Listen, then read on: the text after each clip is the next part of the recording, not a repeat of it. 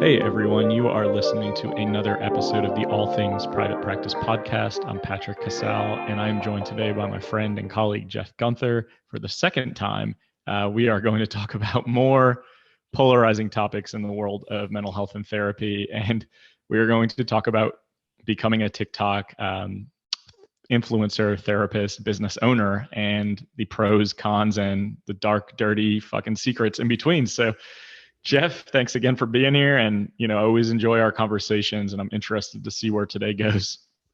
Yeah, I'm interested to see where it goes too. I'm all over the place with how I feel about TikTok and being on TikTok.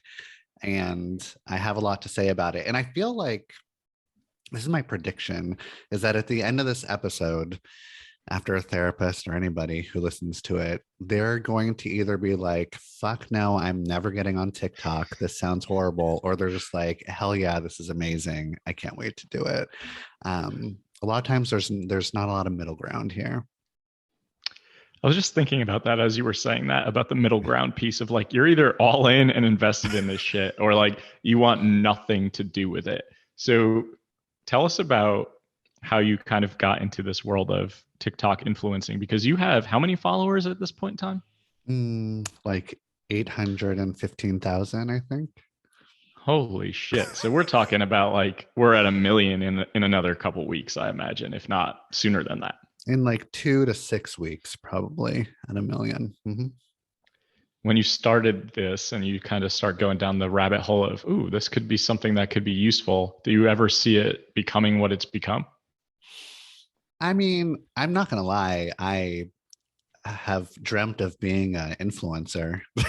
like, so yeah, that was a goal of like when I started TikTok. I was like, I think I got this. I think I understand it. I've been like watching it for 2 years, and I'm a big fan of TikTok. And TikTok is just sort of like, I like YouTube, but YouTube is just sort of like, these are really long fucking videos. TikTok is just like short form YouTube, where you don't even, and TikTok has the best, most creepiest, accurate algorithm ever. It learns you and knows you better than you know yourself. Better than your therapist knows you. It's so like there's something incredibly attractive and powerful about that. And I was like, I think I understand the algorithm.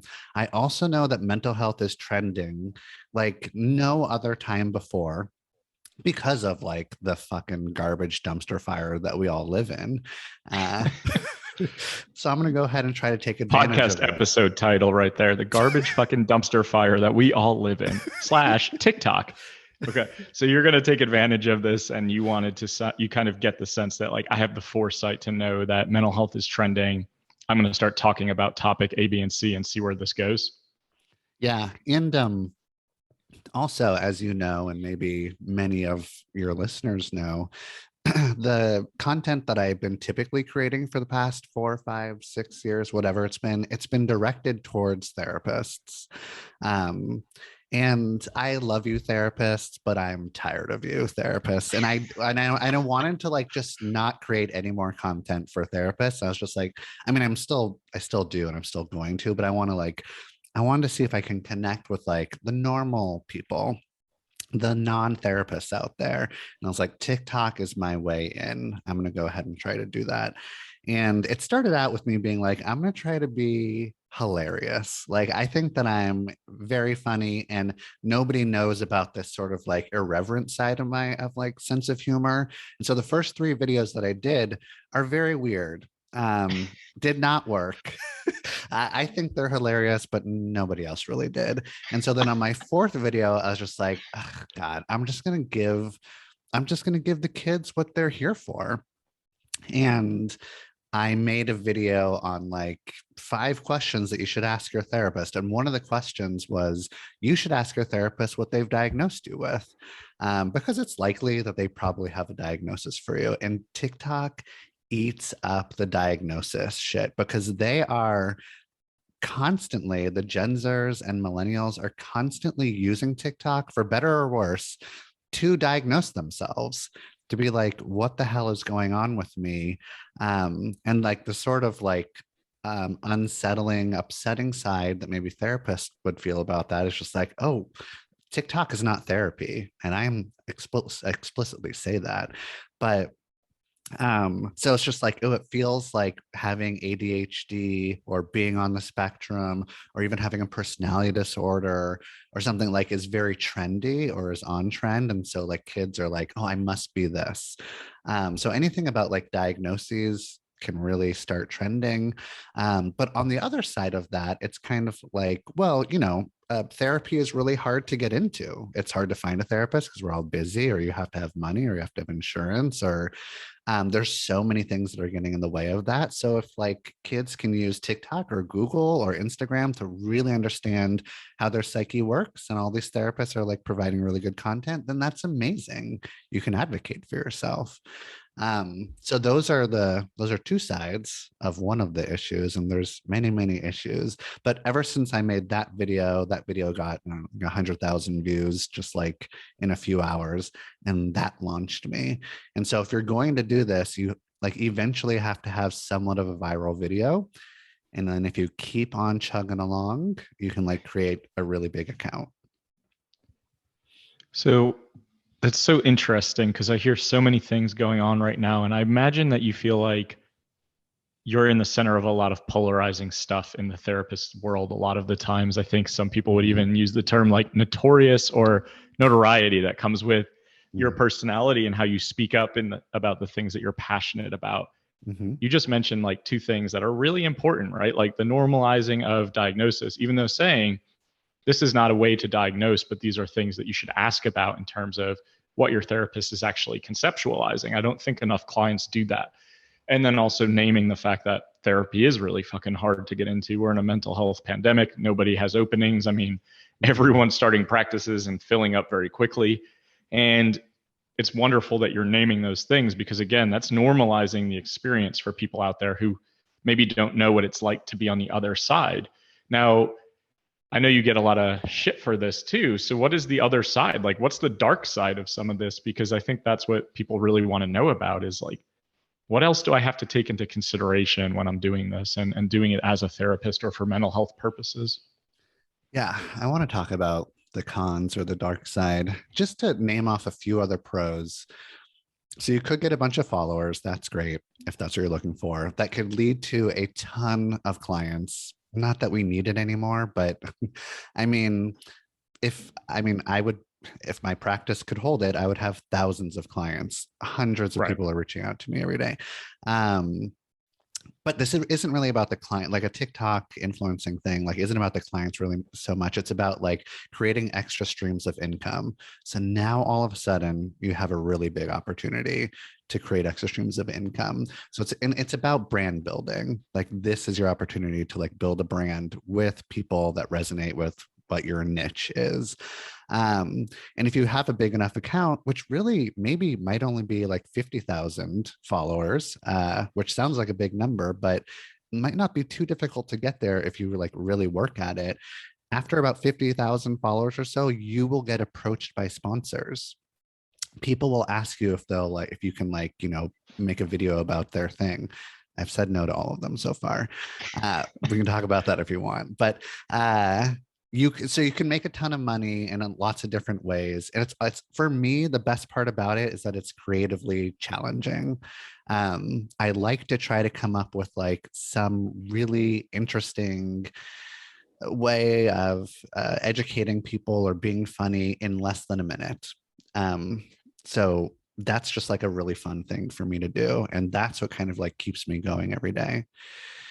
However, yeah, you got something to say? I'm just thinking about that. That's such a good point of like, we need to have it be very quick, right? Like we need to have it engage and have people feel like they got something out of it in a minute or less. And as we see attention spans shrink and get less and less, including my own, I do think that's why TikTok has become so fucking popular and almost borderline addicting in some ways, because it's like 1 minute of like enjoyment, dopamine hit onto the next thing, right? Are you sitting around like thinking about how you're going to structure, or is it more like spur of the moment idea, I'm jumping into this and creating this?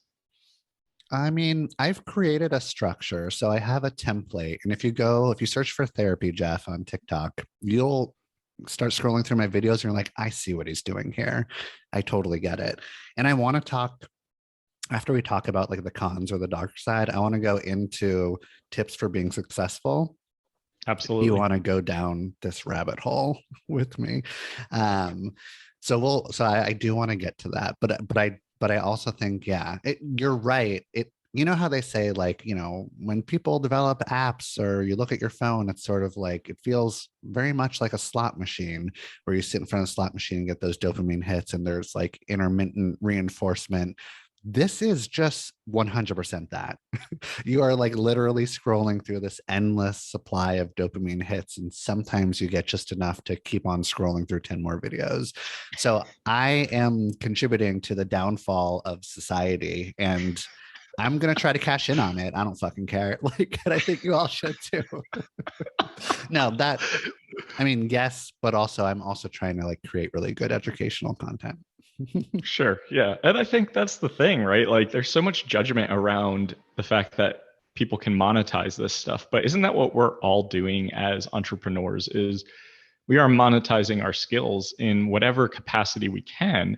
And most therapists are starting to realize that their skills lend themselves to more than just clinical work. And the realization of like, oh shit, I have so much more to offer the world in all of these ways, and I can make money doing them. And that's okay because you're still providing some sort of help or guidance or support in one capacity or another. And I just think that's a major trend in the mental health therapy world of like, we still have a lot of money shit to work through. And that's going to continue until we address our own money trauma and anxiety. And monetizing a TikTok account isn't unethical for everyone listening. And monetizing a TikTok account is not a bad thing. It's just about making sure that your values align with what you're doing and that you are using your business platform for whatever purposes that you want it to serve. So, yeah, let's talk about the monetization piece and how to be successful, because I think a lot of people listening are probably apprehensive or scared or like may have never even opened the fucking app.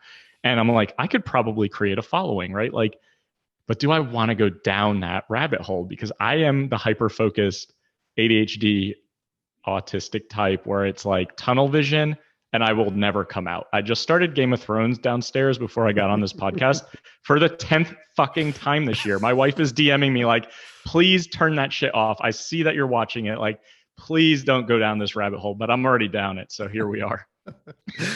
Yeah, so I can understand why you're thinking twice about getting on the TikTok bandwagon. It's addictive. I mean, like I'm also in it for the likes. Like I get the dopamine hits when I make these little viral videos and they get to, a certain amount of views that I think is a good amount of views. I feel so good about myself. I feel successful. I feel seen. The like all the followers, my audience that I've created, they love me. They love me more than anyone. They love me in such an unhealthy degree. I mean, not all of them, but like the adoration that I get is bonkers. However, let's talk about the dark side a little bit. So I've been doing this for maybe 5 months or so. I've made 275-ish videos. That's more than once a day, up to 3 times a day. Which you might be like, that's a lot. And you'd be right. That is a lot. But I have a really big following, and that's one of the ways to like continue it, to make it even bigger. It's going to take up a lot of time. I devote 15 to 20 hours per week. You don't have to do that, but I do. And I take it really seriously. And it's now part of my identity. It's not like, oh, I need to like make a TikTok. It's like, I can't wait to make a TikTok.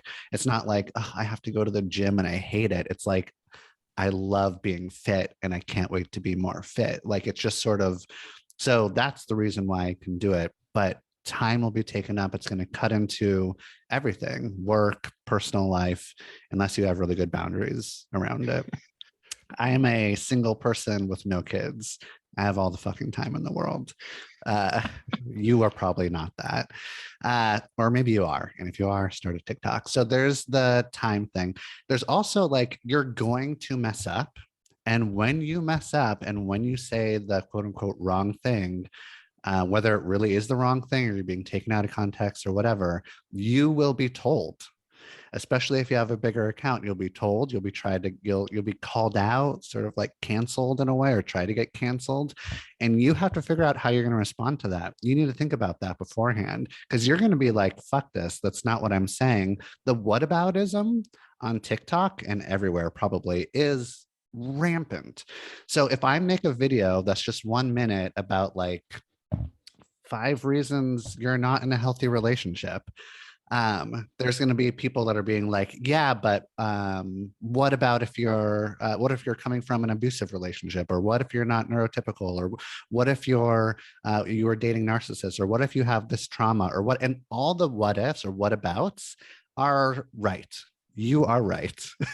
Yeah, like this is not, I'm not even going to argue that, because you're correct, but you could do that with every single fucking video I put up there. So you have to figure out what you're going to do about that. And sometimes you cross a line. So the first line that I crossed, that I really didn't feel like I did, but it turned out I did, is a funny little video I made. I thought was funny, where I said, and this was like trending at the time, where I was like, 5 things that you could say to low key piss off your therapist. And one of the things I said was, one of the things was just like, ask to sit in their in their chair, or you should end the session instead of that, like whatever, harmless, funny things. But then another thing was like, go ahead and Google your symptoms and bring it in and be like, you're wrong about my diagnosis, and this is actually what's wrong with me. Because we've all had those clients that are just like, actually, it's Google tells me this. And I got a lot of hate being like, actually, those are clients advocating for themselves. And I can't believe you're like making fun of them. That's not okay. So then I had to make an apology video, sort of like letting people know that I understand and I'm sorry that I did this. That's happened, I don't know, maybe 10 times where I've like stepped in it accidentally. And every time I'm reactive and I'm like, fuck this, I'm not making TikToks anymore. You don't like, you are not letting me be funny, or you're not letting me be silly or sarcastic or hyperbolic. So there's this like extra thing that goes along with being a therapist on TikTok or social media, where it's like, aren't you supposed to be professional? And I think that's like a really interesting conversation, is like the professionalism that therapists are supposed to have, and if we agree with that or not. And if we're supposed to be really professional and just educational, we should not be silly. We should not be like having these like interesting takes or something. We should probably not even be on social media at all. And there's a big group of people that don't like that some therapists are being themselves or being authentic and like putting out their views on TikTok. So that, I don't know, how do you feel about like the professionalism thing? You just made so many points that I want to comment on. And the first one that comes immediately to my mind is that I like that you're naming the fact that like this is kind of an ego boost in some ways, like it's stroking the ego, right? Like all the likes, all the positive reinforcement that comes with it. Because I think regardless of whether we want to admit that or not, when we share something, when any of our posts get likes, comments, shares, something on social media, it does create that validation and reinforcement, even though maybe sometimes it's not the healthiest reinforcement, but it does. And it really does give you that boost. So I like that you name that, because I think that's really important for people to acknowledge, like, we can name that stuff and that's okay. It doesn't mean that it's unhealthy behavior. Right. Then you're looking at all the downloads for your podcast. Right. Episodes, every fucking day, multiple times a day, man. Like, I'm not going to lie. I was looking at the one I released on Monday with a good friend of mine. And like, I'm like, okay, we hit this number. Okay, we hit this number. And at the end of the day, does that really fucking matter? Probably not. But it does feel good that people are listening and downloading. So I would be lying if I said otherwise, that it was just like, I don't care what the response is. Then it's not a fucking hobby for me at the end of the day either. So I want to jump into the ethical dilemma here, because I think you're so spot on with this, where it's like, you can say the wrong thing all the time in any situation. I do appreciate that you are saying I make these apology videos, I walk it back, I at least name and acknowledge it. Because there's a lot of people out there that probably wouldn't. They probably would have the fuck you reaction and either say it or just cancel their account, right? And then we get into the conversation that is so much more, we could go down this road forever, but the conversation about therapists and being professional and social media and how they interact with the world. And I know that if you're listening to this podcast, you know very well that I am a huge advocate for therapists being human beings, because we are. And we can't always get so caught up in this mentality of I've got to show up a certain way, I've got to dress a certain way, I've got to be robotic, I've got to be like a blank slate, I can't disclose, I can't be authentic, I can't share my tattoos. Like, who fucking cares? You're a human being who's doing work in a relational way. So if you're showing up on TikTok, on Instagram, on Facebook, I am sure there are times where you have put stuff out to the world where you feel a little uncomfortable. And maybe some people in your circle have told you you went too far, you said too much, you disclosed too much information, you weren't being ethical, you weren't being professional. I get hater emails all the time now about my lazy, unprofessional ways when I'm using too many F-bombs, so to speak. And my response, I want to say, fuck off. Like, you know, you don't have to follow me, because it will always be like, I love your content, it's been so helpful for me. However, I would really like it if you didn't swear as much. It makes you sound lazy and unprofessional. And I think to myself, so you like my content, you get it for free, it's been helpful, but you don't like the way that I deliver it. That is just fucking ridiculous to me. So I politely say, the unsubscribe button is at the bottom of the email, and you no longer have to be subjected to lazy, unprofessional content filled with expletives. But, you know, I think you're so right, because we're so quick to jump on that bandwagon as a profession of like calling each other out and almost shaming one another when it comes to, hey, this is how you're showing up in the world, this is what you're putting out there. And what I hear you saying is your TikTok is just for fun and to influence and to have a presence. That doesn't mean you're going out there and bashing therapists. That doesn't mean that you're going out there and bashing your own profession. It's like, hey, I'm just making these funny videos and people can take them as they will. And it's unfortunate that there is backlash for that as well, too. Yeah, it is unfortunate. And I think that some people, we're going through something, us as like therapists, where we're trying to figure out what are we on social media? Like, and I don't think we quite know. I'm totally in alignment with you, and I'm just like, fuck it, I'm going to be my 100% self. I also understand that this might be bad. I don't know, like bad for me, possibly bad for therapists in general, but I think it's like overall a good thing that we are our authentic selves. And it's okay with me if some people feel kind of weird or awkward about that. There's, you know, some other part, because I have like a bigger following and I have a bunch of fans, and I'm happy about that. There's also people that don't like me. And you don't even have to have like a large following to be disliked these days. But like, if you do, there will be like a lot more opportunity to be disliked or to have your content combed through and to find out ways to try to, you know, get under your skin or something. And I'm still, just like I like to get all the likes and all the views, you know, the opposite, I don't like to get the hate. It still makes me feel bad and sad and upset with myself. So there's people out there that think I'm really annoying.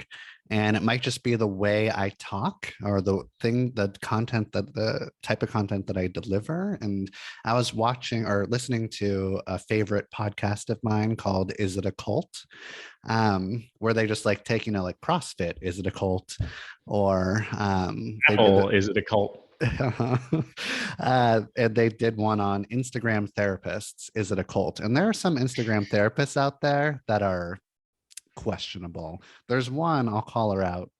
She doesn't care about me, I think, but she goes by the Instagram name of 𝗲𝗃 psychologist. She feeds a bunch of people garbage. She tries to like take your money. She has like really nice shiny content that people get hooked into. She has millions of followers.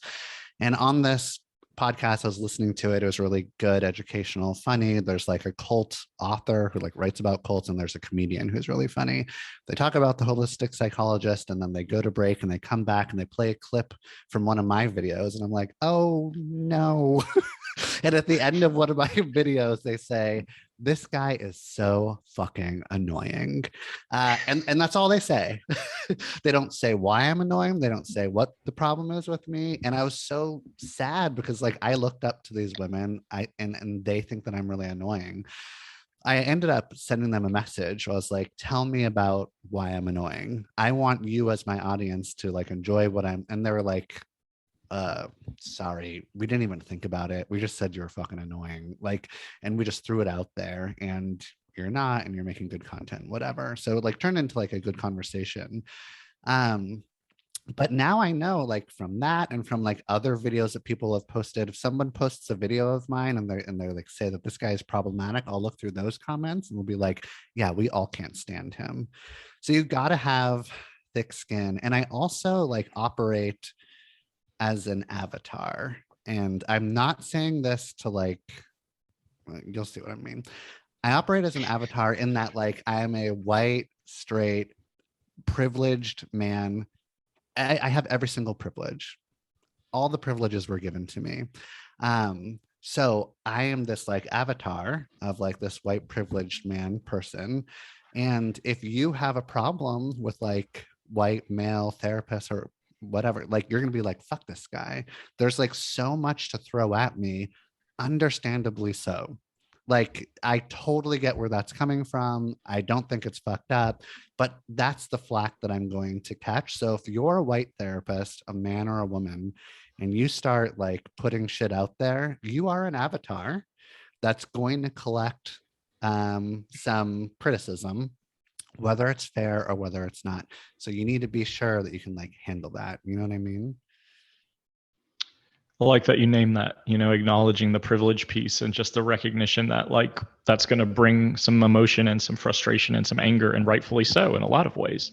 Mm-hmm. So I think that's really important to name it. And I like that you're also just naming your own vulnerability in this, because I think you're right. From the outside looking in, people probably look at you and your success and how outspoken you are about some topics, and they're like, fuck this guy. Like, I don't like him. Totally. And you're a human being who also has feelings regardless of success. And of course, it's going to sting when you start to see like the more successful you become, however we want to define success, whether it's number of followers, number of, sponsorships, doesn't matter. It is going to also come with the other side, where it is going to be more and more people who don't like you. And sometimes those thoughts and feelings and reactions are justified. And sometimes it's just like, I don't like that fucking guy because he has 1 million followers and I think he sucks. And like, it's just, I've realized that too, as my reputation has grown. You're never going to attract everybody, right? That's just the reality. And being successful in being an entrepreneur who is out in the world and visible and being seen, there's a lot of vulnerability that comes with that. And I think that the more successful people out there in these platforms are doing so because they are willing to put themselves out there. They know they're being seen. It is uncomfortable. It is vulnerable. There is a lot of scare or fearfulness in that, but the ability to kind of embrace that and also recognize like, sometimes this is going to fucking hurt. And sometimes this is going to be really painful. And sometimes my own shit is going to come up in terms of feeling insecure or not good enough, or like I made a mistake that I can't walk back. And I think that's really the human experience in so many ways. And being willing to just put it out there feels very different than the opposite, where it's like, I have these ideas, but I don't want to do it because I'm scared of how people are going to react. Yeah, exactly.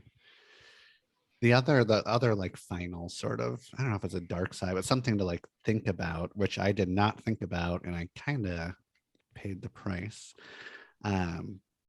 You should ask yourself, how would you feel if a client of yours saw your videos and saw you on TikTok? I blew up really quickly. On the 4th video, this was not something I was like thinking about. The following week where I saw a bunch of clients, over half of them were like, so I was scrolling through TikTok and you come up on my phone. And how jarring of an experience would that be to like see your therapist come up and they're trying to be funny, or they're trying to be quippy, or they're trying to be like really educational. But whatever I'm trying to be, or I'm acting like, my TikTok personality, sure, it's like an authentic part of me, but it's also like a character of mine, or a side of mine that my clients do not see. Like they might see like little bits or subtle whatever, but like I'm not trying to like stuff therapy into 1 minute for my clients. I like know, obviously. Um, but some of my clients were it's not like they were shocked, but they were just like, I don't know what to do with this. Some of them were like, can I comment? And I was like, I'd rather you not, because just sort of like confidentiality and whatever. And some of them were like, well, is this how you really think? Are you your TikTok personality, or are you who you are in front of me? And there was like some trust or broken or something funky really happened there. And then we had to process these things. Obviously there's like, you can use it for really good shit to grow and all that wonderful stuff. If you're a good therapist, of course, you can turn it into something that's healing or illuminating. But I don't, even though like my clients say that they're like fans of mine and like loved when they see me on their feed, it's weird. So, think about that, because we do, to some degree, we all want to like, well, to a big degree, probably we want to protect our client relationship. So you have to kind of like weigh that and think about what you're putting out there. That's really well said. And I'm sure that's a fear for a lot of you listening.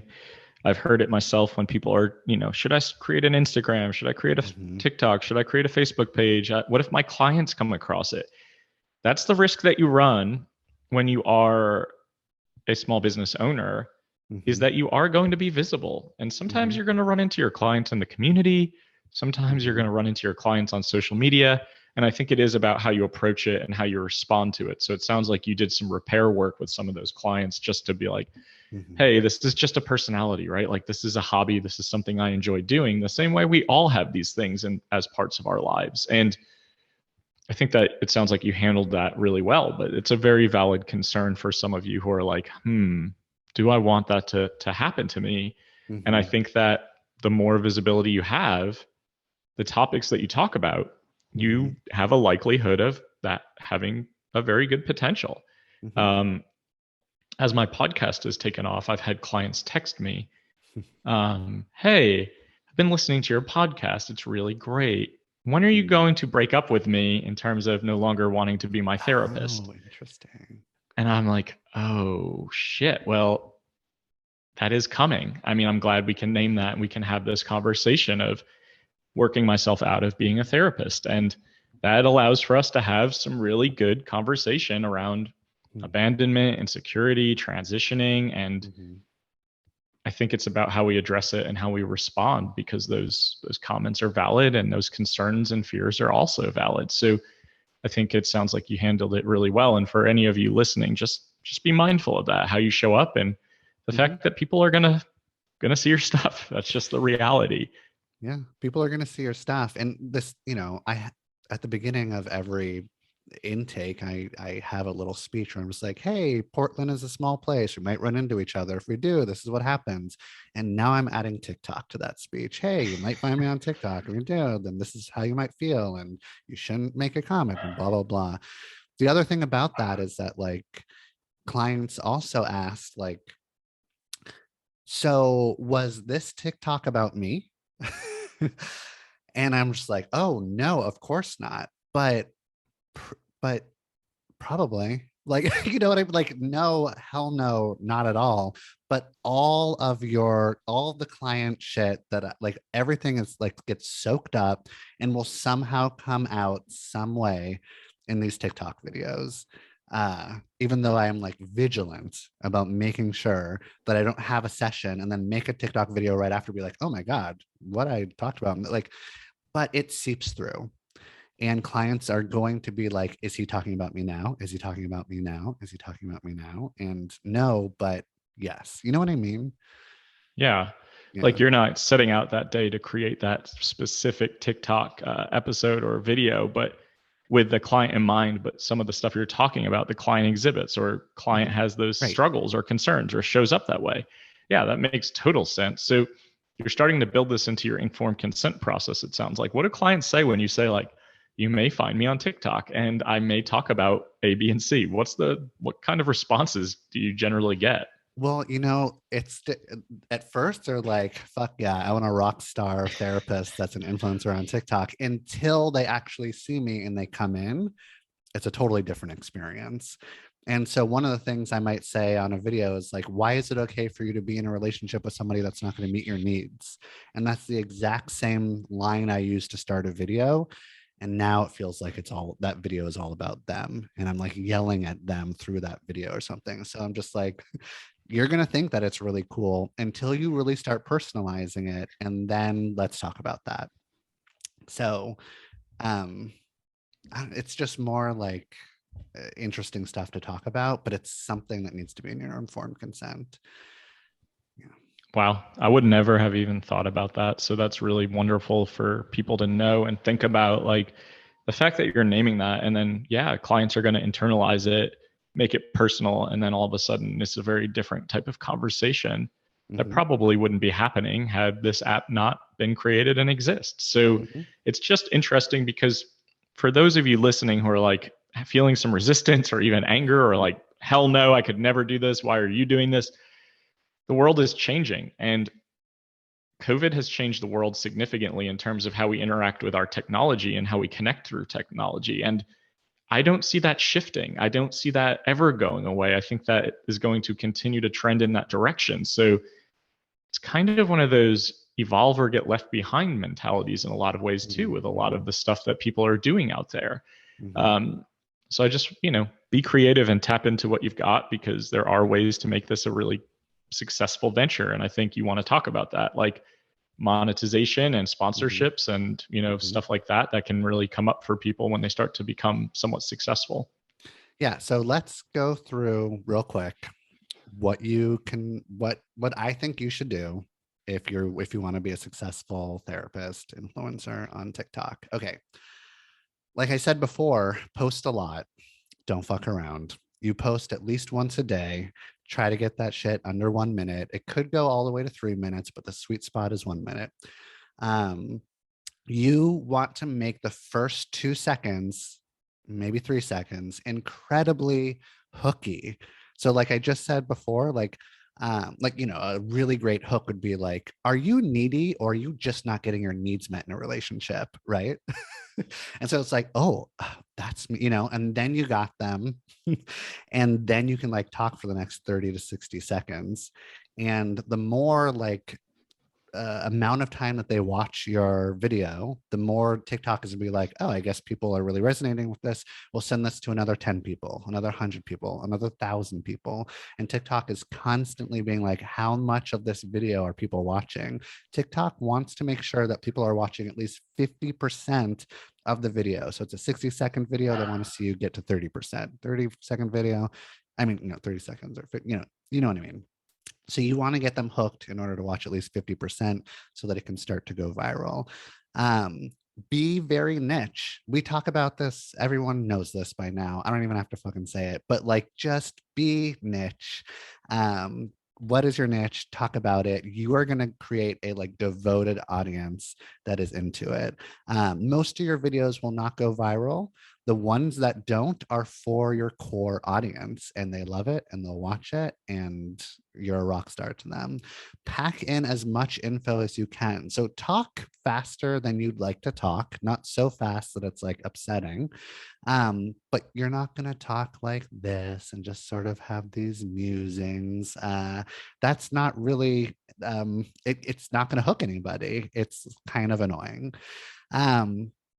And I think that like, if you really want to do this, go to Therapy Jeff on TikTok and look at all my videos.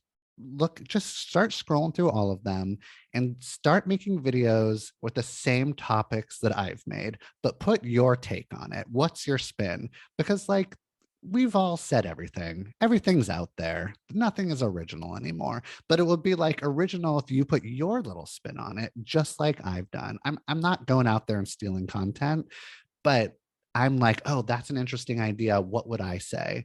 You should do that too. Look at my videos, do the same thing that I do. And then create community.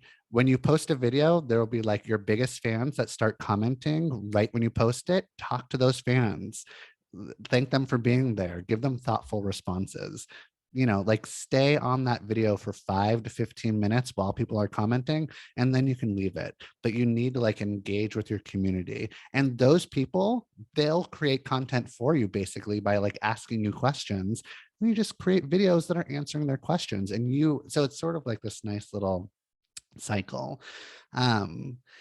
If you do that, you could be very successful. And it's very exciting, it's very fun, and it's fantastic. And that's when you'll start to be like approached by people to give you money. So do you have any questions about anything that I just said there?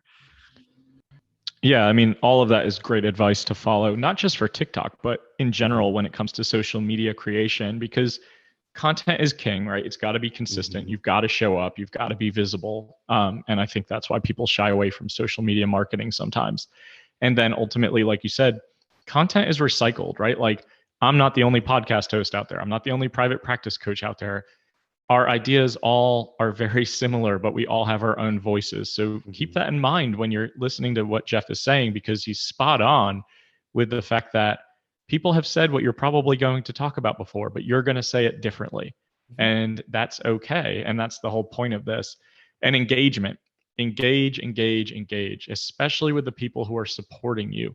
For the people who buy my stuff, who buy my courses, who buy my retreats, those are the people, who not only do I care about the relationship personally, but those are the people who are constantly plugging or sharing or want to be involved and connected. You really want to nurture and foster those relationships, because that is going to be creating success for you and for them in the long run. So talk to us a little bit about the sponsor piece. I've been getting sponsor offers for the podcast. I'm very selective. I imagine that you are too, because essentially whoever sponsors us, right? Like that's our reputation as well. If I'm pushing a brand that I don't believe in or is doing horrible, unethical shit throughout the world or whatever the case may be, that is a reflection on me. So it sounds like you've turned quite a few down. Can you talk to us a little bit about that? Yeah, I probably get approached once to 10 times a week with like, and a lot of those, so a lot of these people or companies are like in the mental health industry. Great. And they're sort of like, and they're trying to bridge the gap, like make it so that like therapy is more accessible. You know how the apps are doing that these days. And I don't think anybody's figured it out yet. And I don't like what's happening with it. So a lot of those apps of like, therapists on demand, the Uber of therapists sort of shit, I look into them. I hope that they are like doing it the right way. I don't know really exactly what the right way is or if it can be profitable, but they're not quite doing it the right way. I don't want to do that. The Biden campaign contacted me, which was really crazy. And they're like, hey, we're doing what the fuck are they doing? The Build Back Better thing. We're breaking it up into all these different packages, and we need people like you to explain what the Build Back Better campaign is. And we love your voice, we love your style. Can you just talk about it? And they offered me $1,000 per video. And I'm a Democrat. I voted for Biden, and I hope he's super successful. But I lean a little bit more progressive. I'm more of like Elizabeth Warren, Bernie bro sort of guy. And my audience is incredibly progressive. So you also have to think about the audience. If I was like, hey, so have you like thought about Biden and all the great things that he's doing? I would be canceled by my audience. And I'm also just like not super on board. So anyways, there's those sorts of like funny things. There's lots of like random, like, could you help me sell these shoes or these sunglasses? And none of it like makes sense for me. And I'm like open to doing it, but I've said no because partly because like I'm still a 90s kid that thinks that selling out is the worst thing you could possibly do. And I would obviously be selling out. So that's why I say no. So you could monetize it that way, which is fine. I won't judge you. Um, I will judge you. But then there's like other ways where you could like create courses or create membership groups, or create apps for like people to like be in that would like not be another type of like membership group, because they want your knowledge and they think that you're great, and I'm sure you are great. And so that's something that I would do, but that's just like more time and energy, where now I have like a caseload of 10,000 clients where I'm giving like shitty advice to, I think, so like that feels like a lot of work. What I plan on doing is either one of two things or both things. I'm either going to like make my own product that sort of like connects with what I'm putting out there, that people can buy, and I'm like starting a YouTube channel, because YouTube is so much easier to monetize, because they just run ads against your video and you get 55% of that ad. So like I'm trying to send people over to YouTube, and I'm doing like pretty good at doing that. But that means that I have to create content for YouTube, that's a whole nother podcast. So there you go. Great advice. And that could be a whole nother podcast. We can go down the YouTube rabbit hole. Yeah, I like that. I like that you're being intentional though about the sponsorship requests, because I think that again is just a representation of you, your brand, and also you're thinking about your followers. What would they really be into? Like you said, if I have really progressive followers, do I want to be plugging fucking Joe Biden on my podcast? Like, I'm a Democrat too, but like, trust me, Bernie bro all the way. And my followers would be like, huh, did you sell out? Like, what are you doing this for? Right. At the end of the day. So if your brand is about being authentic to who you are and to your message, you probably want to be really selective about who you're letting into your world professionally in those ways. And I vet all of my podcast sponsors too. I'm like, do I want to plug whatever you're asking me to plug? Hell no. My audience doesn't want to hear about your shoes or your sunglasses or your jeans. Like nobody gives a shit. But very cool, Jeff. I appreciate you making the time and talking about this, because I do think this is still going to be a conversation that is ongoing in the therapy world over and over and over again for the foreseeable future. And I hope everyone can really see both sides of this conversation and not just fixate on one or the other. And it's not black and white, and our profession is not black and white. And I think that we have to try really hard to make sense of that sometimes, because of what we've been told or how we kind of move in this profession and how we understand it to be structured, especially within our ethical guidelines and boards in general. So I just hope everyone can take this in. If you want to become a TikTok influencer, listen to this episode, follow Jeff on Therapy Jeff on TikTok.